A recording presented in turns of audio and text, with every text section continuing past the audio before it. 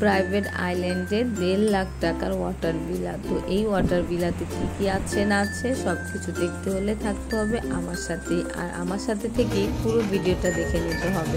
আমরা এই প্রাইভেট আইল্যান্ডে ওয়াটার ভিলাতে কি কি করেছি তা সব কিছুই থাকবে আজকের ভিডিওতে। আশা করছি আপনারা আমার সাথে থেকে পুরো ভিডিওটা দেখে নেবেন, আর ভিডিওর কোনো অংশ একটুও ভালো লাগলে অবশ্যই সাবস্ক্রাইব করে দিবেন আর একটি লাইক দিয়ে অবশ্যই আমাদের পাশে থাকবেন। তো চলুন দেখা যাক যে 1.5 লাখ টাকার ভিলাতে কি কি ছিল। হ্যালো গাইস, আসসালামু আলাইকুম। সবাই কেমন আছেন? আশা করছি সবাই ভালো আছেন। তো আমরা সকাল সকাল রওনা দিয়ে দিয়েছিলাম ভ্যালেনা থেকে। তো আপনাদেরকে গত ভিডিওতে দেখিয়েছিলাম যে আমরা ভ্যালেনা থেকে এয়ারপোর্টে এসেছি। তো এয়ারপোর্ট থেকে এখন আমরা আবার ওয়াটার ভিলার জন্য রওনা দিচ্ছি। তো আমরা যে ওয়াটার ভিলাতে যাচ্ছি এটা সান সিয়াম হুলু ভ্যালি। তো এখানে আমরা 1 রাত থাকবো। তো এই জন্য আমাদের বোটটাও চলে আসছে। তো আমরা এই তো রওনা দিয়ে দিয়েছিলাম। আর এই বোটটা অনেক বড় ছিল, প্রায় 50-60 জনের মতো লোক ছিল এখানে। তো এই জন্য আমাদের একটু দেরি হয়ে গিয়েছিল। তো আমরা চলে আসছি ওয়াটার ভিলাতে সান সিয়াম হুলু ভ্যালি। তো আমি তো খুবই এক্সাইটেড, চলুন দেখি কি হয়। তো এই তো আমরা নামছিলাম। তো দেখেন ওনারা আমাদেরকে কিভাবে রিসিভ করেছিল।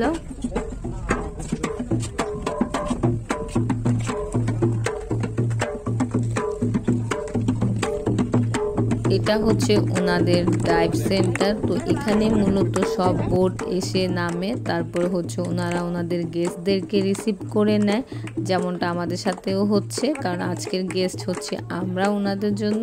তো ওনারা প্রথমে আমাদেরকে একটা মালা পরিয়ে দিয়েছিল, তারপর দেন কিছু মিউজিক বাজিয়ে তারপরে ওনারা আমাদেরকে রিসিভ করছিল। তো আমার তো খুব ভালো লাগছিল, কারণ আমি আমার একটা স্বপ্নের জায়গায় চলে এসেছি। তো আমার মুখ থেকে তো হাসি থামছিলই না, কারণ এত সুন্দর ছিল চারপাশটা, খুবই সুন্দর ছিল।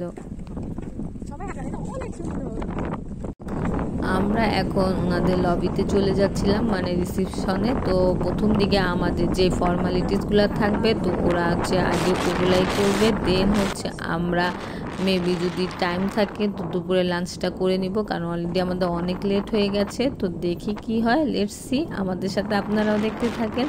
তো এই তো দেখেন আমার মুখ থেকে তো হাসি থামছিলই না, আমি খুবই হাসি দিয়েছিলাম। আর জায়গাটাও তো খুব সুন্দর, এই কারণেই। তো আমরা এখন লবিটার কাছাকাছি চলে আসছি, আর উনিও যেন কি বাজাচ্ছিল আমার এখন খেয়াল নাই। আর আশপাশটা এত সুন্দর ছিল যে বলার বাইরে, খালি তাকিয়ে দেখছিলাম। আমি ভিডিও তো অনেক বড় করেছি, বাট আপনাদের জন্য কেটে কেটে দিয়েছি, কারণ অলরেডি আমার 28 মিনিটের ভিডিও হয়ে গেছে আজকের দিনের। তো যাই হোক, আশা করছি আপনারা আমার পাশে থেকেই পুরো ভিডিওটা দেখবেন, আর যাদেরই ভালো লাগবে তারা অবশ্যই সাবস্ক্রাইব করে দিবেন আর একটি লাইক দিয়ে আমার পাশেই থাকবেন। তো এই তো আমরা ওনাদের লবিতে চলে আসছি। তো লবিটা খুব বড় ছিল। এরপর ওনারা আমাদের কাছ থেকে আমাদের পাসপোর্টগুলো চাইলো, তো যে কারণে আমরা পাসপোর্টগুলো দিয়ে দিয়েছিলাম। তো ওনারা ওনাদের ফর্মালিটিসগুলো দেখবে। আর ফার্স্টে ওনারা আমাদেরকে কিছু জুস দিয়ে দিয়েছিল ওয়াটারমেলনের, মানে রিফ্রেশমেন্টের জন্য। এটার সাথে আরও কিছু মিক্স ছিল, খুবই ভালো ছিল। আনাইজাও খুব টায়ার্ড, দেখতে পাচ্ছেন। এখানে আদিয়ান, আমরা মোটামুটি সবাই টায়ার্ড, যেহেতু আমরা 5 দিন মাহফুসিতে ছিলাম। তো একটু তো টায়ার্ড হবই, কারণ এটা চেহারার মধ্যে বোঝা যাচ্ছে। শারীরিকভাবে অবশ্য টায়ার্ড ছিলাম না, বাট যেহেতু একটু ঘুম টুম সব কিছু উল্টাপাল্টা হয় ঘোরার জন্য।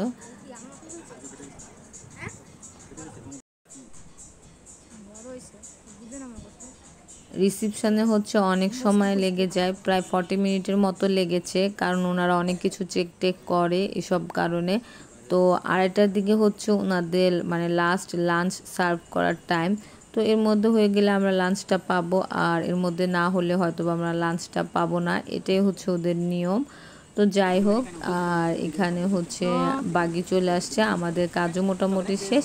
ওনারা আমাদেরকে এখন দেখিয়ে দিচ্ছিল কোন আইল্যান্ডে কীরকম, বা কোন আইল্যান্ডটা কোথায় মানে যেতে হবে আমাদের। যেমন এখানে 3টা আইল্যান্ড ছিল, তো ড্রিম আইল্যান্ড, তারপর রোমান্স আইল্যান্ড, তো আরেকটার নাম আমি একটু ভুলে গেছি। তো যাই হোক, রোমান্স আইল্যান্ডের যেমন হচ্ছে 18-এর নিচে কেউ যেতে পারবে না, তো প্রশ্নে উঠে না আমাদের যাওয়া, কারণ যেহেতু আদিয়ান আছে, আনাইজা আছে, কারণ ওটা আসলে মানে একদম রিল্যাক্সের জন্য ওনারা রেখেছে এরকম। তো আর হচ্ছে ড্রিম আইল্যান্ডে তো আমরা আছি। এই ড্রিম আইল্যান্ডে হচ্ছে বাচ্চাদের জন্য অনেক অ্যাক্টিভিটিস আছে, তো প্রায় সারাদিন লেগে যাবে আজকে ঘুরতে ঘুরতে। তো ওনারা আমাদেরকে সব কিছুই বুঝিয়ে দিয়েছে, আর যেহেতু মানে বলে দিয়েছে যে 15 মিনিট পর পরে একটা করে বাগি আসে, যে কোনো টেনশনের কিছু নেই। ধরেন রুম থেকে বের হওয়ার পর আপনি একটু 15 মিনিটের মতো ওয়েট করবেন, দেখবেন যে একটা বাগি আপনার সামনে দিয়ে যাবে। তো আপনি ওইখানে উঠে বললেই হবে কোন কোন জায়গায় যেতে চান। আমাদের যেহেতু একটা লিস্ট দিয়ে দিয়েছিল, তো ওই অনুযায়ী আমরা নামগুলা বললেই হয়ে যাবে। তো সব কিছুই মোটামুটি বুঝিয়ে দিয়েছে ব্রিফিং করে। তো আশা করছি আপনারা যখন আসবেন আপনারাও এটা বুঝতে পারবেন। সব কিছু ফর্মালিটিস শেষ করে এখন আমরা চলে যাচ্ছিলাম হচ্ছে লাঞ্চ করতে, কারণ যেহেতু টাইম তেমন একটা ছিল না, তো ওনারা বলেছে আগে লাঞ্চটাই সেরে নেন। তো এই তো আমাদেরকে এখন লাঞ্চের জায়গাটা নিয়ে যাচ্ছে। তো এটাও হচ্ছে প্রত্যেকটা আইল্যান্ডে একটা করে হচ্ছে রেস্টুরেন্ট থাকবে। তো যে যে আইল্যান্ডে আছে সে রেস্টুরেন্টে ইউজ করবে। আসলে অনেক কিছুই মানে নিয়ম ছিল, যে সব কিছুই ওনারা বলে দিয়েছে কোনটা কি করতে হবে। এটা যখন আপনারা আসবেন তখন বুঝতে পারবেন। তো এই তো আমরা হচ্ছে চলে আসছি হচ্ছে যে জায়গায় লাঞ্চ করব এই জায়গাটায়। তো আসলে মানে যতক্ষণ ধরে দেখছি খালি মুগ্ধই হচ্ছিলাম, এত সুন্দর প্রাইভেট আইল্যান্ড। তো আমি আসলে তেমন কোনো ভিডিও করিনি, কারণ খুব তাড়াহুড়ো ছিলাম। তো ওনারা বারবার বলছিল যে এখন আমাদের ক্লোজ হয়ে যাবে, আপনারা হচ্ছে যা যা খাবেন তা একটা প্লেটে মানে নিয়ে নিতে বলছিল। বাংলাদেশি মানে বাঙালি যে ওয়েটারগুলা ছিল ওনারা বুঝিয়ে দিচ্ছিল। তো আসলে এরকম করলে আমার হচ্ছে খাবারটা বেশি ওয়েস্ট হয়, কারণ আমি নর্মালি তো এত খাই না। আর মনে হচ্ছিল যে যেহেতু এখন ক্লোজ হয়ে যাবে আস্তে আস্তে, তো কিছু একটা নিয়ে রাখি, কারণ আনাইজা কি খায় না খায় সেটাও বুঝতে পারি না কি ভাল লাগবে। তো আমি হচ্ছে একবারে নিয়ে নিয়েছিলাম, নিয়ে কিছু ক্যাপচার করছিলাম।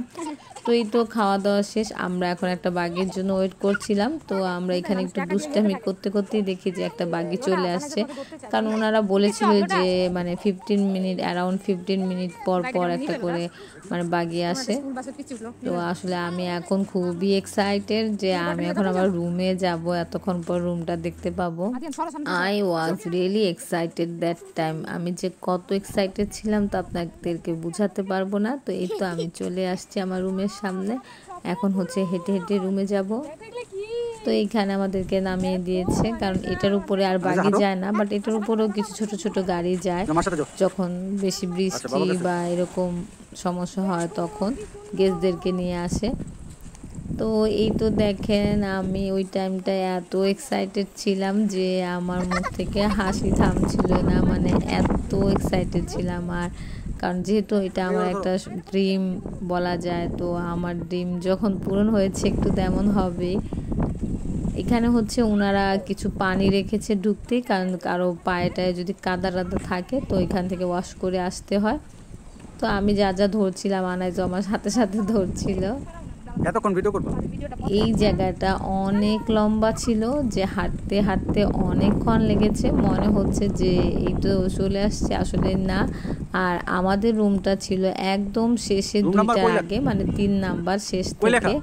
তো এই জন্য হাঁটতে খুব হয়েছে, বাট আমার অনেক ভালো লেগেছে, কারণ আমি শেষে রুমটা পেয়েছি। আমি এরকমটা একটু আশা করছিলাম। আসলে আমি যাদের কাছে মানে রুম বুকিং দিয়েছিলাম সানসিয়াম হলুভ্যালির, তো ওই এজেন্সি ওনারা আসলে খুবই ভালো, কারণ ওনারা আমার কাছ থেকে খুব কম রেখেছে। আমি যে কটা এজেন্সিতে নক দিয়েছিলাম সবগুলো হচ্ছে 1.5 লাখ টাকার উপরে বলেছিল। শুধু এই একটা হচ্ছে যে এজেন্সি আমি পেয়েছিলাম যে উনি আমার কাছ থেকে অনেক কম রেখেছে, আর যেহেতু আমরা 4 জন তাই একটু বেশি হচ্ছে লেগেছে। তো আসলে রুম খরচটা কত হয়েছে, কোন এজেন্সির কাছ থেকে আমরা রুম বুকিং করেছি সবই বলবো একটু পরে। তো এই তো দেখেন আমি হচ্ছে ঢুকছিলাম আর খুবই ভালো লাগছিল, কারণ এত সুন্দর ছিল এই রুমটা। এখানে মোটামুটি সব রুমই একরকম। তো এই তো আনাইজাও খুব হ্যাপি, ও একটু লাফালাফি করছিল। তো আমি হচ্ছে আপনাদেরকে একদম খুব কুইকলি রুমটা দেখিয়ে দিই। তো এখানে ছিল ড্রেসিং টেবিল এরিয়াটা। তো ড্রেসিং টেবিলের সাথে একটা চেয়ার ছিল, তার পাশে একটা সোফা, তার পাশে একটা টিভি, আর বাম দিকটায় ছিল হচ্ছে কফি স্টেশন, আর সাথে ছিল কিছু ওয়াটার বোতল পানির। তো এখানে আসলে কোনো রেস্ট্রিকশন নাই যে এরপর আর পাওয়া যাবে না, এখানে হচ্ছে শেষ হলে দিয়ে যাবে বলেছে। এছাড়া ফ্রিজে আরও কিছু জিনিস ছিল, আমি না খেয়ালই করিনি ফ্রিজটা। তো যাই হোক, আর এই তো এখানে ছোট ছোট 2টা বেডের মতো ছিল আর বড় একটা বেড ছিল, আর ওখানে আলমিরাটা ছিল, বাট আলমিরাতে কি কি আছে আমি একটু পরে দেখাচ্ছি। স্লাইডিং রে বাবা। আর এই তো দেখেন আমি আমার এক্সাইটেড মুভমেন্টটা শেষ করছি। আমাদের বাসা গেটের মতো। তো প্রথম দিকে হচ্ছে এটা বুঝতে পারিনি যেটা স্লাইড, আমি টানছিলাম, তো আমার হাজবেন্ড বলল এটা স্লাইড, আর এরপরে একটু হার্ড ছিল, অত বেশি হার্ড না। তো এই তো দেখেন কি বলবো, এত সুন্দর, মানে এত সুন্দর, যারা না আসছেন তারা বুঝবেন না যে আসলে এই টাইমটাতে যে কি এক্সাইটেড ছিলাম, আর মানে কি যে বলবো, কোনো ভাষা নেই। এত সুন্দর একটা পরিবেশ বলেন, ওয়েদার বলেন, সব কিছুই এত সুন্দর একটা জায়গা যে আমি স্বপ্নে খালি দেখেছি, টিভিতে দেখেছি, আর এখন হচ্ছে নিজের চোখেও দেখে নিলাম। আল্লাহ আমাকে এই তৌফিকটা দিয়েছে। যাই হোক, অনেক অনেক শুকরিয়া। খুবই সুন্দর, আপনারা যখন আসবেন তখন বুঝতে পারবেন। তা আমি হচ্ছে সব হেঁটে টেটে দেখছিলাম, কারণ যেহেতু আমার একটা স্বপ্নের জায়গা, এই কারণে। আর এখানে নামবো এটা চিন্তা করছিলাম যে কি, মানে পানিটা একটু নিচেই ছিল, আর আসলে উপর থেকে বোঝা যায় না, পানির কিন্তু স্রোত ভালোই ছিল। এটা আমি আসলে উপর থেকে ভেবেছিলাম যে এটা নর্মাল, যখন নেমেছি তখন আপনারা দেখতে পাবেন যে কি হয়েছে। আর এখানে হচ্ছে ওয়াশরুমটাও অনেক বড় ছিল। তো 2টা সেপারেশন জায়গা ছিল, একটা হচ্ছে গোসলের জায়গাটা আর একটা হচ্ছে ওয়াশরুমের। আর আনাইজাত ওয়াশরুম দেখে খুবই একটা চিৎকার দিয়েছে। তো রুম দেখানো মোটামুটি শেষ। তো ভাবলাম যে এবার আমরা একটু মানে পুলে নামি, কারণ যেহেতু এখন 4টা বেজে যাচ্ছে, একটু পরে সন্ধ্যা হয়ে যাবে। তো আমরা হচ্ছে রেডি হয়ে পুলে নামছিলাম। তো আমরা আজকে সবাই একরকম গেঞ্জি পরেছি,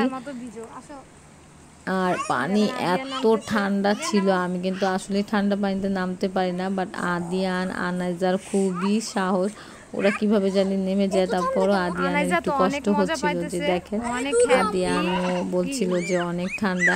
আনাইজাও নেমে গেছে, কিন্তু আমি একটু ভয় পাচ্ছিলাম আনাইজার জন্য। পরে আমি ভেবেছি যে আজকে যতই ঠান্ডা হোক, আজকে তো এখানে নামবই, যেহেতু হচ্ছে এত টাকা খরচ করে এখানে আসছি, মজা তো নিতেই হবে। তো এই যে আদিয়ান কেমন করছে, তা আমি বলছি একবার একটা ডুব দিয়ে দাও, এরপর আর ঠান্ডা লাগবে না। তো এখন পর্যন্ত ওয়েদারটা ভালো ছিল, বাট রাত্রে থেকে ওয়েদারটা খুব খারাপ হবে, যেটা আমরা আসলে ভাবিও নি, আমি চিন্তাও করিনি। তারপরও আমরা আল্লাহর রহমতে মোটামুটি সবই করতে পেরেছি, বাট আমাদের কিছু কিছু জিনিস হয়নি, এটা আসলে আমি ভিডিও শেষে বলতেই থাকবো, আপনারা পাশে থাকেন।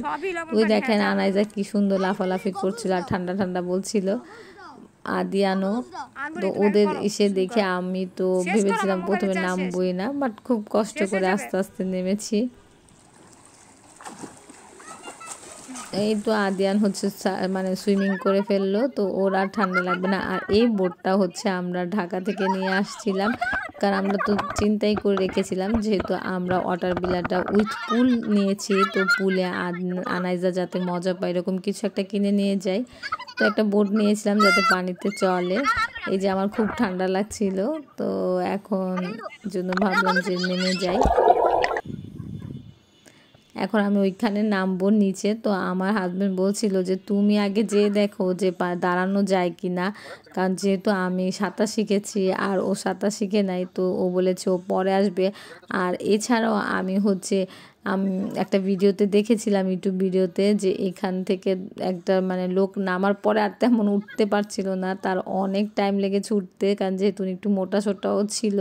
তো প্রথমে বুঝে নেয় এরকম সিঁড়িদের নেমে গিয়েছে, ভেবেছে নর্মাল, বাট যখন উঠতে গিয়েছে খুব কষ্ট হয়েছে। তো আমি ওই ভয়টা নিয়েই হচ্ছে নামছিলাম যে আমি ওকে উঠতে পারবো কি না। পরে ভাবলাম যে পারা যাবে, যেহেতু মানে হয়তো বা একটু কষ্ট হলেও পারা যাবে, কিন্তু নামি, কারণ আমার তো ইচ্ছা ছিল এখানে আমরা সবাই নামবো, আমি, আদিয়ান, আনাইজা। বাট আসলে ওদের সিঁড়িটা হচ্ছে মানে এরকম দেওয়াতে কষ্ট হয়ে গেছে, একটু সিঁড়ির মতো দিলে হয়তো বা ভালো হতো। এখন সব কিছু তো আর চাইলেই পাওয়া যাবে না, কারণ এক একটা রিসোর্ট এক এক রকম। তো যেহেতু এটা আমার রেঞ্জের মধ্যে ছিল, তো এটা এরকমই। তারপরও নেমে গেলাম, তো নামতে তেমন একটা সমস্যা হয় নাই। তো উঠার সময় পর্যন্ত আশা করি ভিডিওটা দেখবেন, উঠতে যেয়ে খুব সমস্যা হয়েছিল। তো নামার পর দেখলাম যে দাঁড়ানো যায়, গলা পর্যন্ত পানি, বাট সুইমিং করাই যাচ্ছিল না, মানে এত স্রোত। আমি যদি হচ্ছে সিঁড়িটা ছেড়ে দেই, তারপর আমি মানে চলে যাই এক সাইডেই, মানে খুব 2-3 সেকেন্ডের মধ্যে। তো পরে ভাবলাম যে সিঁড়িটা ছাড়া যাবে না, ভয় পাচ্ছিলাম। তো হাজব্যান্ডকে বারবার বলছিলাম যে তুমি কিন্তু দড়ি ছেড়ো না। তো ওকে বললাম যে একটু ক্যামেরা দিতে। এখানে আসার আগে আসলে আমি একটা ক্যামেরা কিনেছিলাম, বাট তেমন একটা ভালো হয় নাই, ক্যামেরাটা বেশি সাদা সাদা হয়। এখন যে ভিডিওগুলো হচ্ছিল এটা ক্যামেরা দিয়েই, এর জন্য একটু সাদা সাদা হচ্ছে। হয়তো বা আমি রেগুলেশনটা ঠিক করেও নেই এই কারণেও হতে পারে। আমি এখন পানির নিচে একটু ভিডিও করছিলাম যে দেখি কোনো ফিশ দেখা যায় কি না। তো ছোট ছোট ফিশ ছিল, আর যেহেতু আমি অনেকক্ষণ ধরে পানিতে ছিলাম, তো এর জন্য হয়তো বা সব পালিয়ে গেছে। তো যাই হোক, তো আমি আর দড়িটা ছাড়ছিলাম না। তো এই দেখেন আমি আস্তে আস্তে খুব দূরে চলে যাচ্ছিলাম, আর হাজব্যান্ডকে বলছিলাম তুমিও কিন্তু দড়ি ছেড়ো না। আর তাছাড়া দড়িটা আসলে বাঁধাই থাকে ওদের হচ্ছে গ্রিলের সাথে। তো এই যে আমি একটু সুইমিং করে আসার চেষ্টা করছিলাম, তো কোনোভাবে আসলে আসা যায় না। পরে আমার হাজব্যান্ড হচ্ছে দড়ি টানছিল আর আস্তে আস্তে চলে আসছিলাম। তো এর জন্য আদেনকে বলেছি যে নেমো না, কারণ আসলে তেমন একটা মানে কিছুই করতে পারবে না। কারণ যদি হয়তো বা স্রোত কম থাকতো তাহলে হয়তো বা সুইমিং করে মজা থাকতো। আসলে দূর থেকে দেখলে মনেই হয় যে পারবো। এখানে অনেক মানে পানির স্রোত ছিল, তো সুইমিং মোটামুটি আর হয়নি। আর এখানে উঠতে যে খুবই কষ্ট হয়েছে, আর খুব সময় লেগেছিল উঠার জন্য, প্রায় 20-25 মিনিট তো লেগেছেই। আসলে মূলত হয়তো বা সিঁড়ির কারণটাতে এরকম হয়, যেহেতু খাড়া সিঁড়ি, তো উঠতে একটু কষ্ট হয়ে যায়। কিন্তু সবাই হয়তো চিন্তা করতে পারেন যে এই মানে পাড়া দিলে উঠেছে, আসলে তেমনটা না, কারণ পানির থেকে একটু উঁচুতে সিঁড়িটা ছিল। পানি বরাবর থাকলে হয়তো বা তেমন একটা সমস্যা হতো না। তো এই তো সুইমিং টুইমিং শেষ করে আমরা একটু ড্রেস চেঞ্জ করে ফটোশ্যুট করছিলাম, একটু হাঁটাহাঁটি করছিলাম। তো এটা হচ্ছে একদম লাস্ট যেই জায়গাটা, আমাদের রুম থেকে 2 রুম পরেই হচ্ছে এই জায়গাটা। তো এখানে বসেছিলাম অনেকক্ষণ, একটা রাউন্ড জায়গা ছিল, কিছু ছবি তুলেছি, ফটো সেশন করেছি, যা যা মনের ইচ্ছা ছিল সব পূরণ করেছি, খুব ভালো লাগছিল। তো ওগুলা শেষ করে হচ্ছে দেন আমরা চলে আসছি এখন বাচ্চাদেরকে মজা দেওয়ার জন্য, কারণ আমরা তো টুকটাক মজা করছি। তো এটা হচ্ছে মানে বেবিদের জন্য একটা হচ্ছে খেলার জায়গা ছিল, তো আসলে আমার নামটা মনে নাই। এই আইল্যান্ডে একটাই আছে, আর যেহেতু এইখানে হচ্ছে বেবিরা অ্যালাউ এই আইল্যান্ডে, তো এই জন্য ওরা বেবিদের জন্য হচ্ছে এই জিনিসগুলো রেখেছে। আমার আসলে নামটা মনে নাই, কারণ যেহেতু ভিডিওগুলো অনেক আগের, আর আমি যেহেতু 1 মাস অসুস্থ ছিলাম, তো আমি একটু ভুলে গেছি। তো আসলে এগুলা হচ্ছে আইল্যান্ডে গেলেই হচ্ছে বোঝা যাবে, কোনো প্রবলেম নেই। তো এখানে আনাইজা হচ্ছে সবগুলা টয় ঘর নিয়ে খেলছিল, মানে ডল হাউসগুলা নিয়ে। তারপরে এছাড়া বল অ্যাক্টিভিটিস ছিল, অনেক অ্যাক্টিভিটিস ছিল। কেউ হচ্ছে কালার করছে, আদিয়ানরা যেমন ওদের সাথে বসে উনো খেলছিল, আর আনাইজা হচ্ছে যেমন এই টয় হাউসগুলা নিয়ে খেলছিল। তো এক একজন এক একটা অ্যাক্টিভিটিস করতে পারেন, আরও অনেক কিছু ছিল, বাট আসলে আমাদের তো টাইম ছিল না, কারণ এখানে আবার হচ্ছে 7টা থেকে ডিনার শুরু হয়, 9:30টার মধ্যেই শেষ হয়ে যায়, কারণ এরপরে কেউ গেলেও পাবেই না, মানে খুব রেস্ট্রিকশান আছে সব কিছুতেই। তো যেহেতু ওরা শুরুর দিকে সব কিছু টাইমিং বলে দিয়েছে কোনটা কীরকম টাইমে, যেমন এই যে এখানে আমি বলি যে বেবি ল্যান্ড বলেই নামটা বলি, বেবি আমরা যে এখানে আসছি অ্যাক্টিভিটিসের জন্য, এটারও একটা টাইম ছিল, একটু পর এটা ক্লোজ হয়ে যাবে যেমন। তো সব কিছু আসলে আপনারা টাইমিংটা দেখে ভালো করে বুঝে শুনে আসবেন, কারণ টাইম মিস হলে আসলে আর মানে এগুলা ওই দিন আর পাওয়া সম্ভব না, যেহেতু আমরা ম্যাক্সিমাম মানুষই একদিনেই থাকি। তো আমাদের জন্য সব কিছু পেতে হলে অবশ্যই টাইমিংটা দেখতে হবে, যে কোনটার কোন টাইম, যে ওরা যে মানে লিস্টটা দেয় ওই লিস্টে সব কিছুই আছে, কোনটার কোন টাইম পর্যন্ত ওপেন, কোনটা ক্লোজ। তো এরপর আমরা চলে আসছি এই জায়গাটায়, এখানে হচ্ছে বেবিদের নিয়ে হচ্ছে লাইভ ডান্স হয়। তো ওরা হচ্ছে মোটামুটি সবাই করছিল, আনাইজাও গিয়েছিল, তো একটু লজ্জা পাচ্ছিল, ও করে নেই, ও চলে আসছে। বাকি যারা বেবিরা ছিল মোটামুটি প্রত্যেকেই করছে, তো দেখতেও খুব ভালো লাগছে। এই অ্যাক্টিভিটিটাও অনেকক্ষণ হয়েছে, বাট আমি তো আর ততক্ষণ ভিডিও করিনি, বাট খুবই মজার ছিল এটাও। এরপর হচ্ছে চলে আসছিল ওনাদের হচ্ছে মানে ফায়ারিং শো। তো ফায়ারিং শো অনেকক্ষণ চলেছে, তো আমরা হচ্ছে অনেকক্ষণ দেখেছি। তো একটা যেমন দেখতে দেখতেই মনে হচ্ছিল ওইখানে যেমন ডিনার শেষ হয়ে যাবে, কারণ অলরেডি 8:30 বেজে গেছে। তো আমার হাজবেন্ড বলছে যে চালা তাড়াতাড়ি চলো, এবার আবার ডিনার করতে হবে, আবার হয়তো ডিনারের জন্য তাড়াহুড়া লেগে যাবে। তো আমার হাজব্যান্ডও কিন্তু একটা সময় এসে ভুলে গিয়েছিল যে এখানে যে 7টার দিকে ডিনার হয়, ও ভাবছিল যে 9টার দিকে খেতে যাবে, আসলে 9:30-তে তো শেষই হয়ে যায় টাইম, 7-এ শুরু হয়। তো এরপর আমরা হচ্ছে ফায়ারিং শো কিছুক্ষণ দেখে দেন এখানে ডিনার খেতে চলে আসছি। তো এখানে আসলে খাবার তো এত পরিমাণ থাকে যে সব ভিডিও করেও মানে দেখানোটাও সম্ভব না। তো মোটামুটি যতটুকু পেরেছি আপনাদের জন্য ক্যাপচার করেছি, কারণ অনেক রকমের খাবার ছিল। আর যেহেতু এখন আমি সবগুলোর নামও ভুলে গিয়েছি, আর প্রত্যেকটা খাবারের পাশে তো লিখাই থাকে, বাট এতক্ষণ লাগে ভিডিও করাটা সম্ভব না। তো আমি হচ্ছে জাস্ট আপনাদেরকে যতটুকু সম্ভব দেখিয়ে দিচ্ছি। তো আমার হিসেবে হচ্ছে মানে সব টাইপের যেহেতু খাবার আছে, তো বাঙালি হোক, ইন্ডিয়ান হোক, আর ফরেনার হোক, সবারই কোনোটা না ম্যাচ হয়েই যায় তার টেস্টের সাথে। যেমন আমারও হয়ে গিয়েছিল, আমি একটা জায়গায় কাবাব টাইপের মতো আইটেম পেয়েছিলাম, তো আমি ওইটা দিয়ে রাইস খেয়েছি, ফ্রাইড রাইস। কারণ যেহেতু আমি হচ্ছে এই ধরনের খাবার একটু কমই পছন্দ করি, আমি যেহেতু মাছে ভাতে বাঙালি, তো আমার মা ভাতই খুব ভাল লাগে, তো এই জন্য আমি একটু পোলাওটাও প্রেফার করি। যেমন আমার হাজব্যান্ড কিন্তু কাঁকড়াও নিয়েছিল, ও অনেক কিছু খেয়েছিল। আসলে যাদের মানে খেয়ে অভ্যাস আছে বা খায় বা খেতে ইচ্ছা হয় তারা আসলে করে। যেমন এই যে এই জায়গাটায় ইন্ডিয়ান ফুড ছিল ম্যাক্সিমামই, তো এখান থেকে আমি অনেক কিছু নিয়েছি। আর বোম্বাই মরিচটাও নিয়েছিলাম, আমার তো দেখেই খেতে ইচ্ছা হয়েছে। আর সালাদ, তারপর ডেজার্ট, এগুলোর কোনো অভাবই ছিল না, এত ভ্যারাইটিস ছিল এগুলার ভিতর, মানে অনেক অনেক ভ্যারাইটিস ছিল। তারপরে কেক, পেস্ট্রি, মানে সব কিছুরই ভ্যারাইটিস ছিল। আর আইসক্রিম তো অনেক মজা ছিল, আপনারা যারাই আসেন অবশ্যই অবশ্যই আইসক্রিম টেস্ট করবেন, আইসক্রিমগুলো খুবই মজার ছিল এখানে, একদম অন্যরকম একটা ফ্রেশ। আর হচ্ছে ফ্রুটসগুলোও খুব মজার ছিল, ফ্রুটস, সালাদ।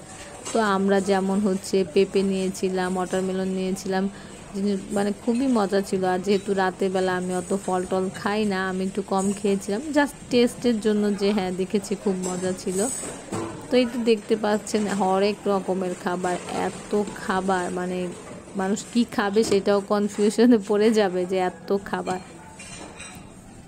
তো তাই আমি আপনাদেরকে অনেক তাড়াহুড়োতে একটু দেখিয়ে দিলাম, কারণ বললাম না যে ভালো মতো দেখাতে গেলে এই পুরো খাবারের ভিডিওটাই 5-6 মিনিট হয়ে যাবে। আর এখানে একটা খিচুড়ি টাইপ ছিল, মেবি শেষ হয়ে গিয়েছিল, হয়তো বা আবার রিফিল করবে। আর টোনা ফিশ টাইপের অনেক খাবার ছিল, আর স্যুপও ছিল। সকাল দুপুর দুই বেলাতে হচ্ছে স্যুপ 2-3টার মতো আইটেম থাকে। আমার বাসার আশেপাশে হচ্ছে কাজ হচ্ছে, আমি তো ভয়েস ওভার দিচ্ছি, যদি আপনাদের একটু ডিস্টার্ব ফিল হয় আশা করছি মনে কিছু নেবেন না। তো এতক্ষণ পর্যন্ত ধৈর্য সহকারে যারাই আমার ভিডিওটি দেখছেন, তাদের যদি কোনো অংশ একটুও ভালো লেগে যায় তাহলে অবশ্যই অবশ্যই সাবস্ক্রাইব করে দিবেন, আর একটি লাইক দিয়ে আমার পাশেই থাকবেন আশা করছি। আর অলরেডি যারাই কাজটি করে ফেলেছেন তাদেরকে অনেক অনেক ধন্যবাদ। তো এই তো আমরা খাচ্ছিলাম, মোটামুটি সব নিয়ে নেই, বাট মানে কিছু কিছু জিনিস নিয়েছিলাম যে টেস্ট করব এই জন্য চিন্তা করে। তো সব কিছুই খুব ভালো ছিল, দেখতেই পাচ্ছেন প্লেটগুলো আস্তে আস্তে খালি হয়ে যাচ্ছে। আর আইসক্রিমটা হচ্ছে একটু আগে নিয়ে রেখেছিলাম আনাইজার জন্য, যাতে একটু গড়লে ও খেলে মজা পায়। তো আসলে আমরা আরাম করে খেতে খেতে সেই 9:30 বেজেই যাচ্ছিল, ওরা খাবার ক্লোজ করে ফেলছিল। ভেবেছিলাম আরেকবার আইসক্রিম আনবো, পরে আর আনেনি। তবে খুব মজা ছিল। আর টাইমটা আপনাদেরকে বারবার বলছি অবশ্যই মেনটেন করবেন, কারণ টাইম পার হয়ে গেলে ওই জিনিসটা আর সেকেন্ডবার ওরা করে না, এটা আসলে ওদের রুলসেই নাই, যতই যাই বলেন, যতই মাইন্ড করেন। তো ওই জন্যই বললাম টাইমটা মাথায় রাখতে হবে। খাওয়া দাওয়া শেষ করে ওদের রিসেপশনে আসছিলাম যে হচ্ছে ফ্লোটিং ব্রেকফাস্টের বুকিং দিব। তো ফ্লোটিং ব্রেকফাস্টের বুকিং দিতে দিতেই দেখি যে এমন শব্দ, আমি তো প্রথম ভয় পেয়ে গিয়েছিলাম। পরে দেখি যে আতশবাজি হচ্ছে, মানে ফায়ারিং শো। আমি তো দেখে অবাক যে এত সুন্দর জিনিস এইখানে যে দেখবো, মানে একটা প্রাইভেট আইল্যান্ডের উপর এইরকম আতশবাজি আমি কখনো চিন্তাই করিনি। তো আমার হাজব্যান্ডকে বলছিলাম যে বাহ, কপালে আরেকটা সুন্দর জিনিস দেখে নিলাম, কারণ এই রকম জায়গায় এসে তো আর আমরা কখনো দেখিনি। আমরা শুধু একটু 31st দেখতে পারি ঢাকাতে। তো ওকে বললাম যে দেখো, পরে ও আমাকে বলছিল এটা হয়তো বা প্রতিদিনই হয়। তো আমি আবার একটা ওয়েটারকে জিজ্ঞেস করেছিলাম যে আসলে আপনাদের এই ফায়ারিং শোটা কি প্রতিদিন হয়? উনি বলেন না ম্যাডাম, কি বলেন, এগুলাতে কত খরচ আপনি জানেন? এটা হচ্ছে আজকে আমাদের সানসিয়াম যে মানে মালিক সিয়াম, ওনার হচ্ছে বিয়ে হচ্ছে। পরে আমি বলছি ওয়া, ওনার বিয়েতে আবার আমরা আছি। পরে বললো এটা ওনার নাকি 3 নাকি 4 নাম্বার বিয়ে বলেছে। আমি তো অবাক হয়ে গেছি। এই তো ওইখানে শেষ টেস করে দেন আমরা হচ্ছে রুমে চলে এসে আনাইজাকে ঘুম পাড়িয়ে দিয়েছিলাম, আদিয়ানকে ঘুম পাড়িয়ে দিয়েছিলাম। তারপর আমরা একটু এখানে বসে বসে সময় কাটাচ্ছিলাম, গল্প করছিলাম। এর মধ্যে এমন ঝড় তুফান চলে আসছিল। আমি আর আমার হাজবেন্ড এখানে বসে গল্প করছিলাম আর দেখি অনেক জোরে জোরে শব্দ হচ্ছে। তো কাছে এসে দেখি বড় বড় ফিশ ছিল, মানে আসছিল। তাই আপনাদেরকে দেখানোর চেষ্টা করেছিলাম, বাট দেখা যাচ্ছিল না ভালো মতো। আর এখন বাজে হচ্ছে ভোর 4:30 মেবি বা 4:45। আমি আপনাদেরকে সকালটা দেখানোর চেষ্টা করছিলাম যে দেখেন। আর আমি হচ্ছে আসলে ঘুম তেমন একটা আসে নাই, কারণ আমরা হচ্ছে 3টা পর্যন্ত গল্পই করেছি, দেন একটু মানে ঘুমাতে গিয়েছিলাম। পরে মনে হচ্ছিল আরে দিনটা রাতটা শেষ হয়ে যাচ্ছে, আমার এতগুলা টাকা শেষ হয়ে যাচ্ছে এক রাতে। তো এরপর আবার একটু উঠে পড়েছিলাম। আর আমাদের এমনি তো প্ল্যান ছিল যে আমরা হচ্ছে সানরাইজটা দেখবো, বাট এত মেঘলা ছিল যে দেখা যায় না। কিন্তু মানে দেখলেনই তো মাশাআল্লাহ, এছাড়াও খুব সুন্দর দৃশ্য দেখেছি। আর এখন মেবি 6টা বাজে, আস্তে আস্তে আলো হয়ে যাচ্ছে। আর এখন হচ্ছে ভাবলাম যে একটু ফটোশ্যুট করি বা ভিডিও করি, আমার হচ্ছে কিছু ফেসবুক ভিডিওর জন্য। তো এগুলো করছিলাম আর আপনাদেরকেও একটু দেখাচ্ছিলাম। এই যে দেখেন, মানে বৃষ্টি পড়ছে সকাল থেকে, একটু একটু একটু করে বৃষ্টি পড়ছে। ওয়েদারটা ভালোই হচ্ছিল না, কিন্তু এমনিতে ওয়েদারটা সুন্দর।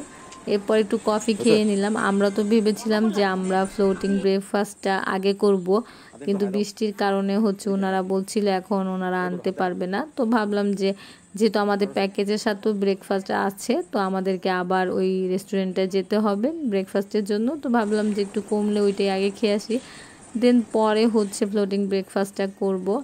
আর এখানে আমি আর আমার হাজব্যান্ড একটু গল্প করছিলাম। আশা করছি আপনাদের আমার ভিডিওটা ভালো লেগেছে। তো আমরা কি ফ্লোটিং ব্রেকফাস্টটা করতে পেরেছিলাম কি পারিনি, এটা নেক্সট ভিডিওতে দেখাবো। এখন আমি বলবো আমাদের এই ওয়াটার ভিলাতে খরচ কেমন পড়েছে আর কোন এজেন্সি থেকে আমরা এটা নিয়েছিলাম।